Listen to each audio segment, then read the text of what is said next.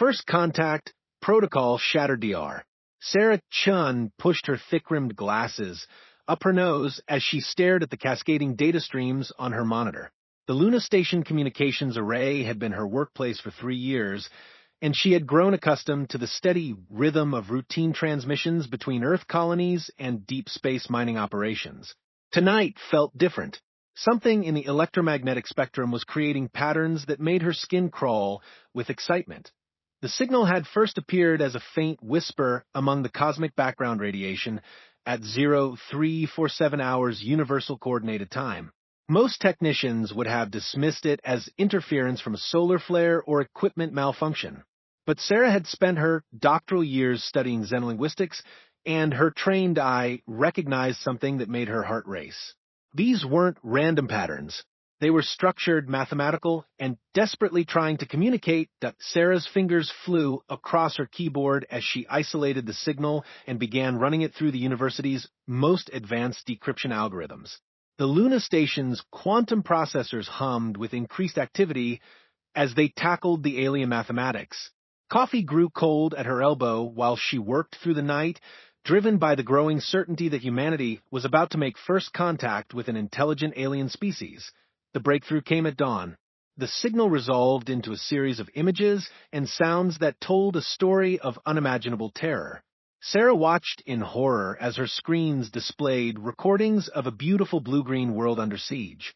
Massive ships that seemed to be made of pure darkness swept across alien cities, leaving nothing but empty space where millions of beings had lived moments before. The transmission included star charts that placed the source in the Proxima Centauri system, humanity's nearest stellar neighbor. The beings sending the message called themselves the Alterians, and they were dying. Their peaceful civilization had never developed military technology beyond basic planetary defense systems. They had no answer for the entities they called the Void Swarm, creatures that consumed matter and energy with equal hunger. Sarah contacted Admiral Jackson Rivera at Earth Defense Command within minutes of completing her translation. Rivera was a career military officer who had spent 40 years preparing for threats that might never come. His weathered face showed no emotion as he listened to Sarah's report, but she could see the fire building behind his steel-gray eyes.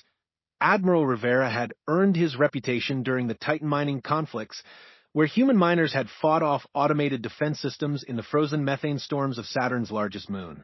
He understood that humans possessed something other species might lack, the ability to fight effectively in conditions that would kill most life forms.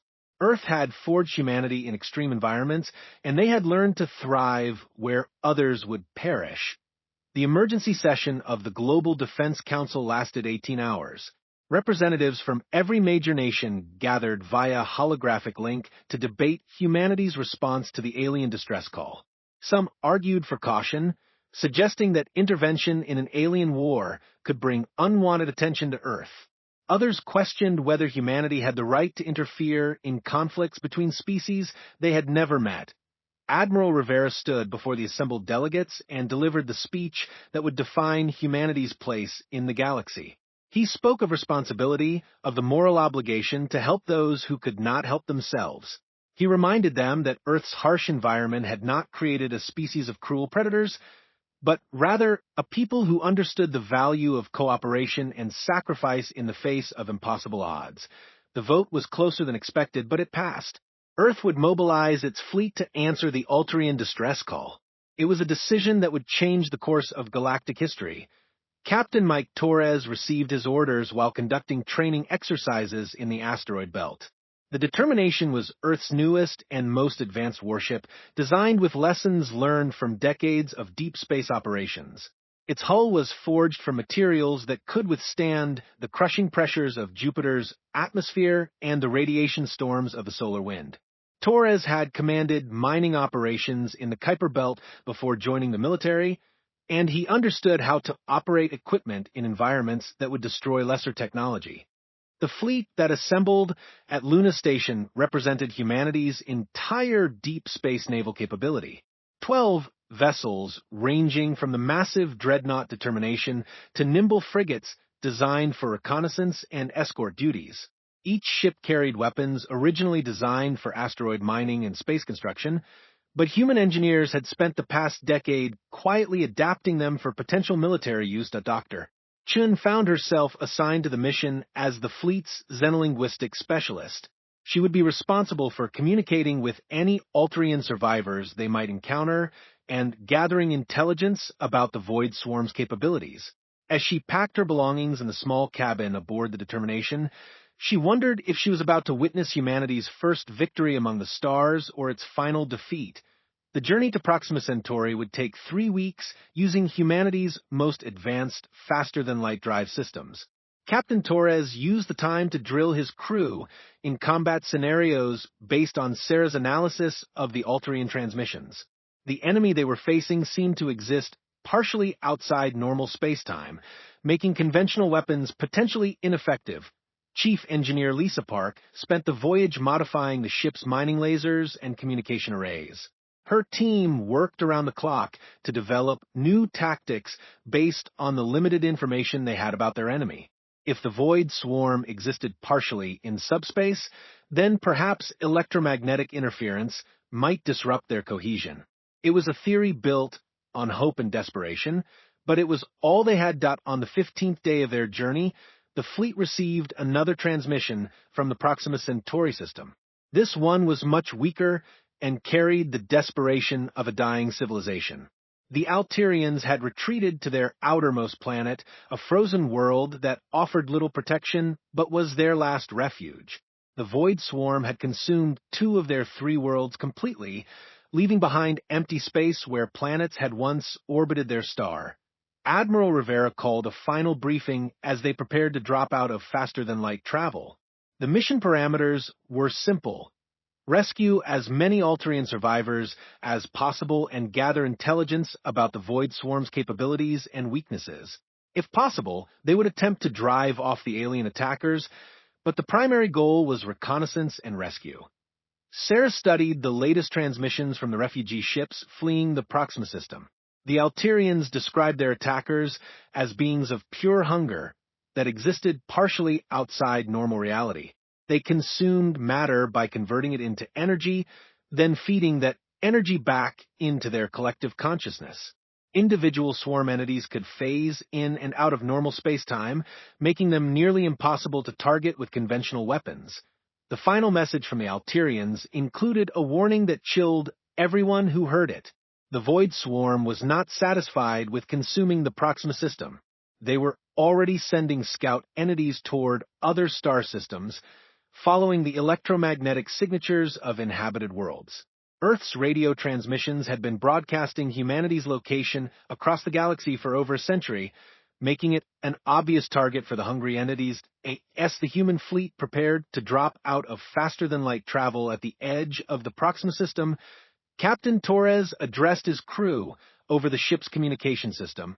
He reminded them that they were not just representing Earth in this mission, but potentially determining whether intelligent life would continue to exist in this corner of the galaxy. The stars shifted as the Determination's drive systems powered down, bringing the fleet back into normal spacetime. Immediately, their sensors were overwhelmed by readings that defied comprehension.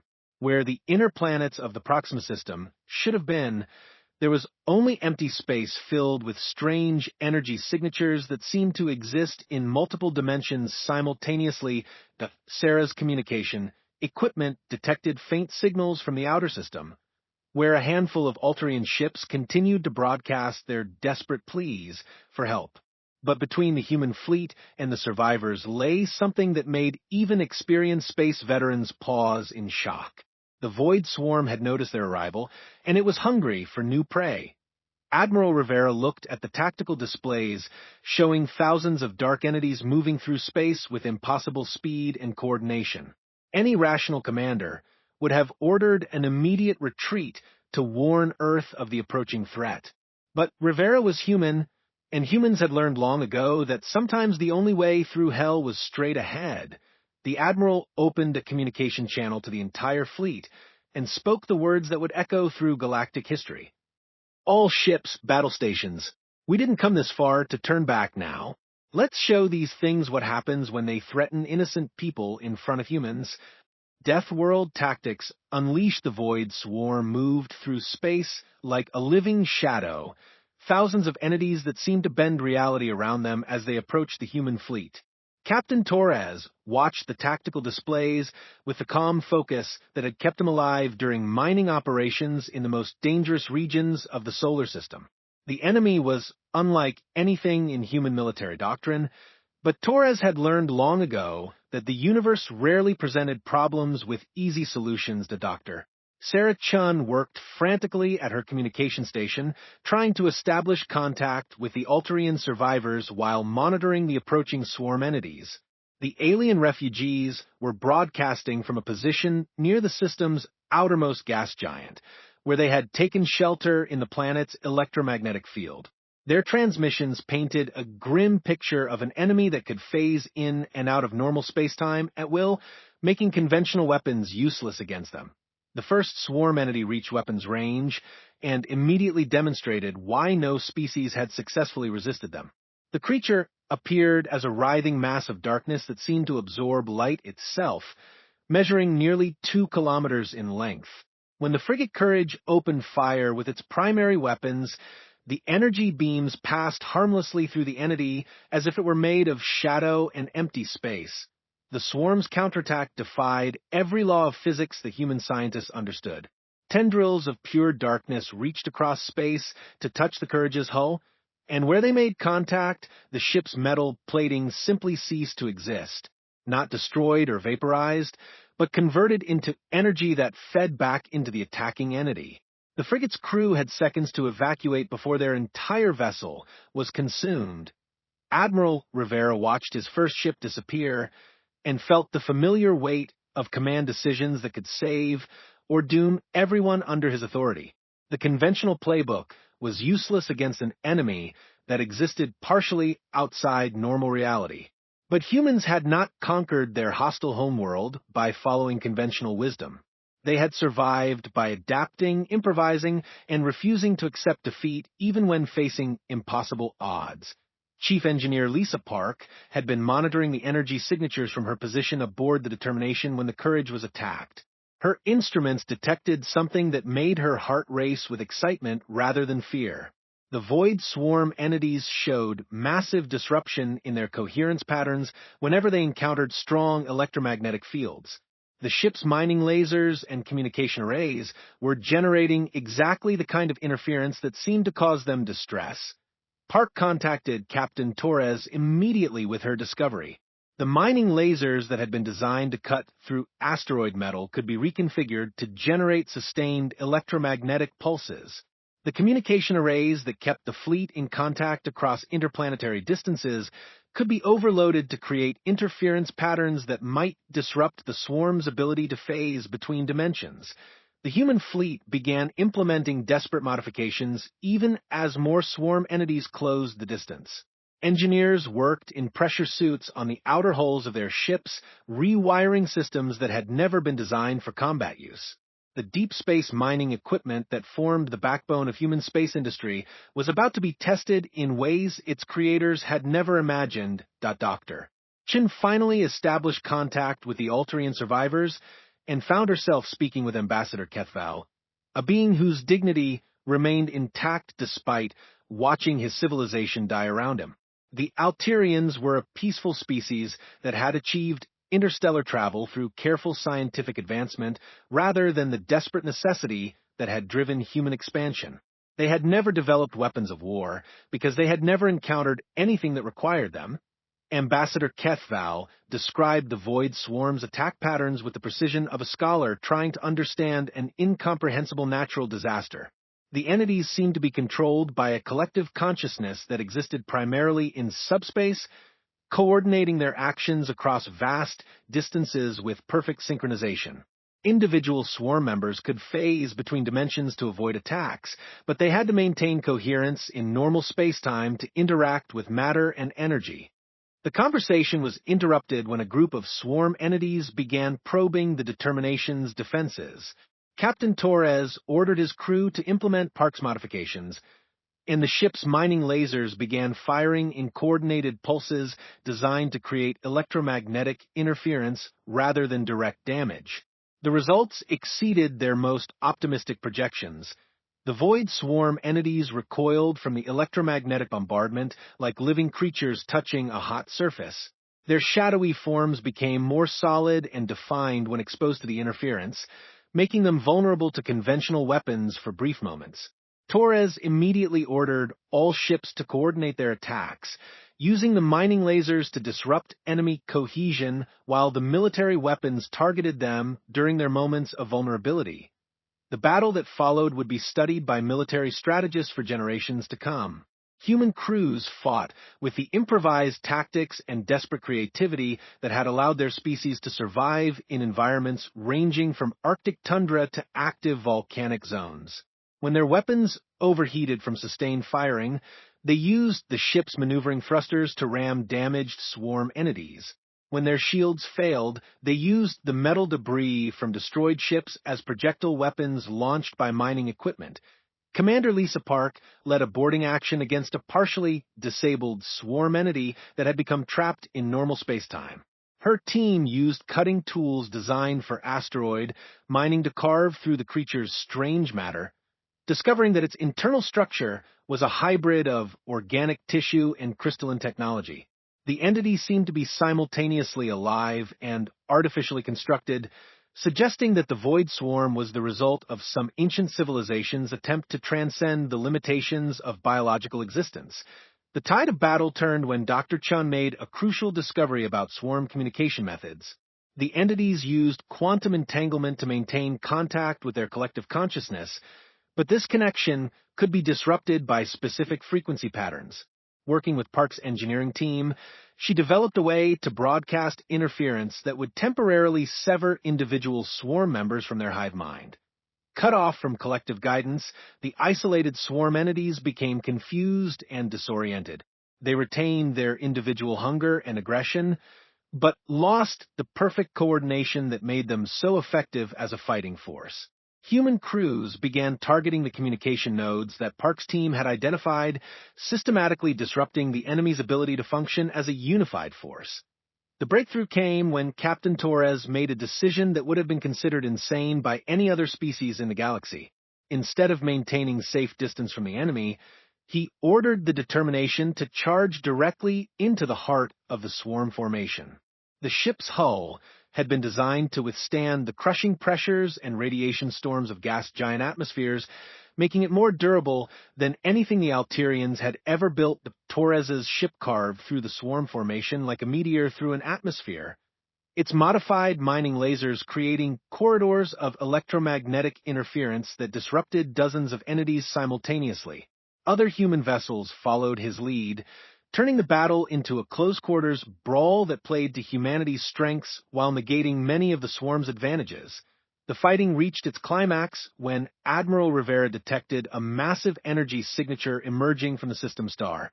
A swarm entity the size of a small moon began rising from the stellar corona, where it had been feeding on solar energy while coordinating the attack on the Alterian worlds. This was the Nexus, the collective consciousness that controlled all other swarm entities in the system. The Nexus immediately began calling its scattered forces back to defend itself, but the human fleet had already disrupted too many communication links. Individual swarm entities found themselves cut off from central command, forced to operate independently for the first time in their existence. Many simply fled the system, unable to function without collective guidance.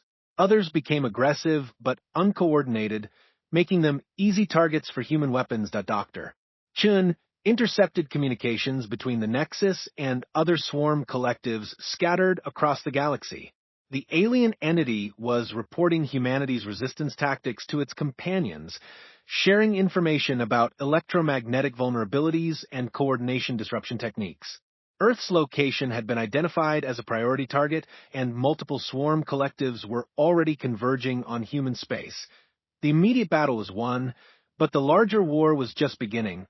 The human fleet had proven that the Void Swarm could be defeated, but they had also painted a target on their homeworld that would attract the attention of every hungry entity in the galaxy.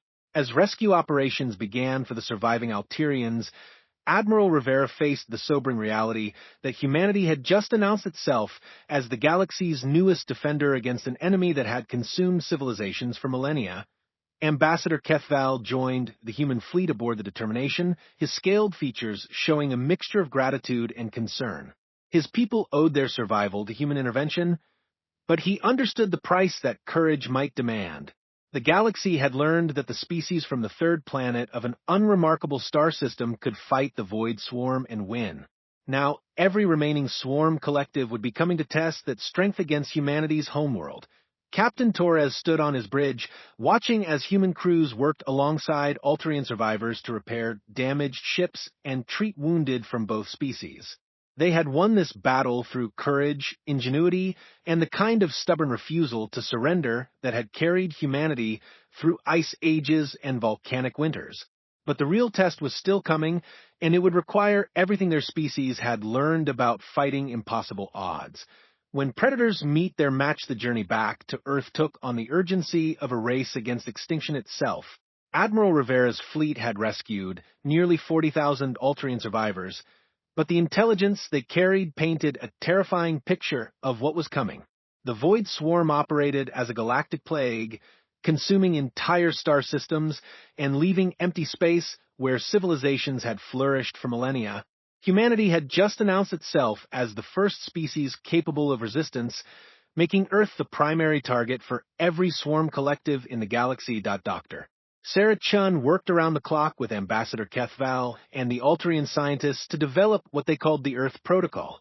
The plan was based on a simple but revolutionary concept. Instead of trying to fight the Void Swarm in the sterile environment of deep space, they would lure them into conditions that would test every survival adaptation humanity had developed during its evolution on a hostile world. Earth's magnetic field, radiation belts, and gravitational anomalies could be weaponized against entities that existed partially outside normal spacetime.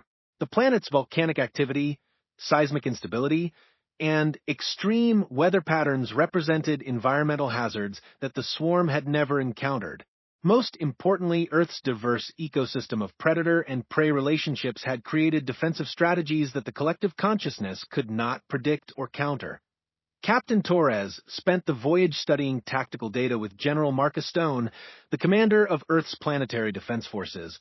Stone had earned his reputation during the Antarctic mining crisis, where human soldiers had fought automated systems in temperatures that would freeze most alien species solid. His approach to warfare was shaped by humanity's history of surviving in environments that actively tried to kill them. The modifications to Earth's defenses began before the fleet reached home. Orbital mining platforms were converted into weapon stations equipped with the electromagnetic pulse systems that had proven effective against swarm entities. The planet's communication satellites were networked into a coordinated jamming system capable of disrupting quantum entanglement across multiple dimensional layers. Chief Engineer Lisa Park worked with Earth's most brilliant scientists to develop the Prometheus Array, a planet-wide network of devices that could manipulate electromagnetic fields on a massive scale. The system was built using technology salvaged from the defeated swarm entities, reverse-engineered by human engineers who specialized in making broken equipment work under impossible conditions. The first swarm scout entities arrived in the solar system 3 days after the human fleet returned to Earth. These advanced forces moved through the outer planets like living shadows, consuming small moons and asteroid debris to fuel their reconnaissance mission. Their reports back to the main collective described a star system filled with electromagnetic interference and gravitational anomalies that made normal swarm tactics difficult to implement. Dr. Chun intercepted fragments of swarm communications as the entities attempted to coordinate their approach. The collective consciousness was puzzled by Earth's defensive preparations, which seemed to violate every rational tactical doctrine. Instead of creating layers of defensive positions in deep space, the humans were concentrating their forces around their homeworld in patterns that appeared to invite close assault. The main swarm collective arrived 2 weeks later with a force that dwarfed anything seen in galactic history. 7 Nexus entities, each the size of Earth's moon, emerged from hyperspace accompanied by millions of smaller hunters and harvesters. They had come not just to consume humanity, but to make an example of the species that had dared to resist their expansion across the galaxy. The battle began in the outer solar system as human defense platforms engaged the advancing swarm forces. These installations had been built using lessons learned from operating in the harsh radiation environment of Jupiter's magnetosphere, making them more resilient than anything the aliens had previously encountered. When swarm entities attempted to phase through the station's hulls, they found themselves trapped in electromagnetic fields that forced them into normal spacetime. Admiral Rivera commanded the defense from Luna Station, coordinating attacks that used the solar system's natural hazards as weapons. Swarm entities attempting to approach through the asteroid belt found themselves caught in gravitational slings that hurled them into the sun. Others became trapped in Jupiter's radiation belts, where the planet's magnetic field disrupted their quantum coherence and made them vulnerable to conventional weapons. The breakthrough moment came when Captain Torres led a desperate mission into the sun's corona to attack a Nexus entity that was attempting to feed on solar energy. The Determination had been equipped with heat shielding designed for mining operations near stellar surfaces, allowing it to operate in temperatures that would vaporize most alien technology. Torres and his crew fought through solar flares and magnetic storms to plant nuclear charges in the Nexus's core structure. The destruction of the first Nexus entity sent shockwaves through the swarm collective consciousness. For the first time in their existence, they faced an enemy that could follow them into environments where no other species could survive. The remaining Nexus entities began to retreat, but Admiral Rivera was not finished with them. The Earth Protocol's final phase involved something that no other galactic civilization would have attempted. Instead of celebrating their defensive victory, the human fleet pursued the retreating swarm forces into hyperspace itself. Using modifications developed by Park's engineering teams, human ships could now operate in the dimensional boundary layers where swarm entities were most vulnerable. General Stone led ground forces in the most unusual military operation in human history. His soldiers used environmental suits designed for mining operations in the methane storms of Titan to fight swarm entities in the twisted space-time of hyperspace dimensions. The battlefield existed in multiple realities simultaneously, but human troops had trained for combat in environments where up and down were meaningless concepts. Dr. Chun made the crucial discovery that allowed humanity to win the war rather than simply surviving it. The Void Swarm's collective consciousness existed as a quantum network spanning multiple galaxies, but it had a single point of failure. The original Nexus, the first entity that had achieved transcendence from biological existence, served as the template for all others. If that primary consciousness could be located and destroyed, the entire network would collapse. The final battle took place in a region of space where reality itself was unstable, near a neutron star whose gravitational field created dimensional fractures that the swarm used as highways between galaxies. Captain Torres led a combined force of human and Alterian ships into the gravitational maelstrom, using navigation techniques developed for flying through the chaotic magnetosphere of gas giants. The original Nexus was vast beyond comprehension, a structure that existed partially in normal space and partially in dimensions where matter and energy followed different rules. It had been feeding on the gravitational energy of the neutron star for millions of years, growing in power and complexity until it could coordinate swarm activities across an entire galactic cluster. The assault required every survival skill that humanity had developed during its evolution on Earth. Torres and his crew fought through gravitational fields that would have crushed any normal spacecraft, using techniques learned from mining operations in the pressure zones of gas giant atmospheres.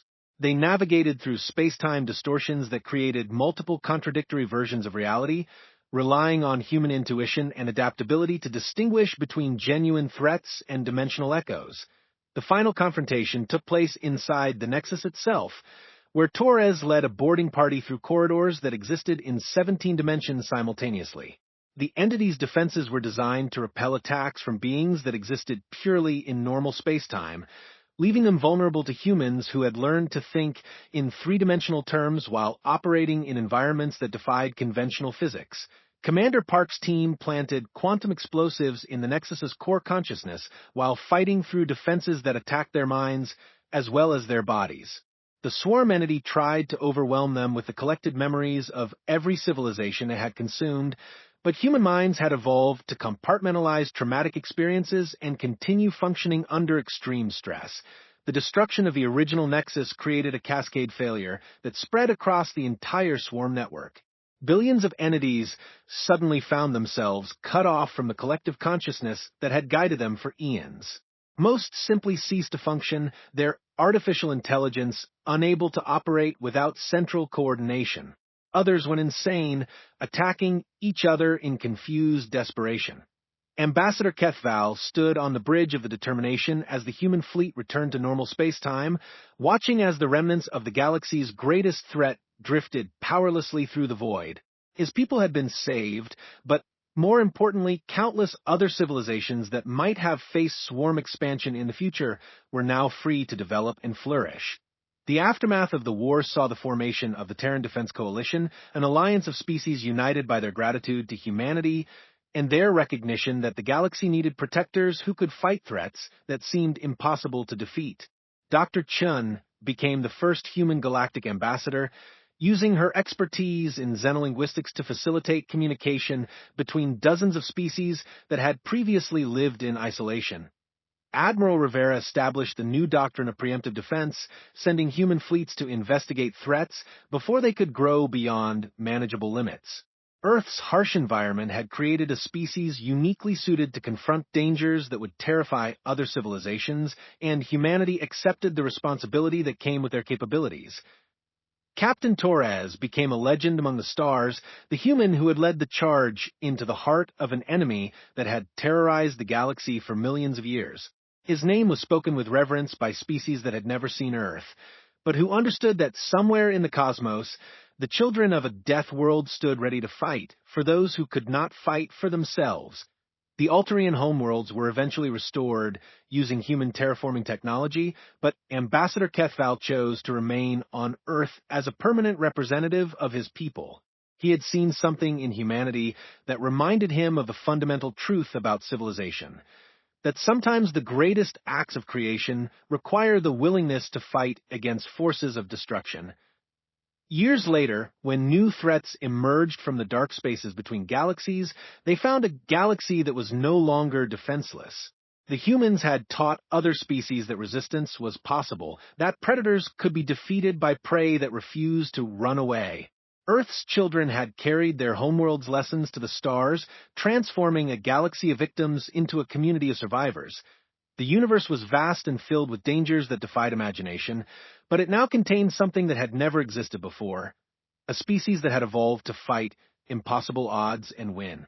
Whenever new civilizations looked up at their night skies and wondered if they were alone, they could take comfort in knowing that somewhere among those distant stars, the Deathworlders kept watch against the darkness.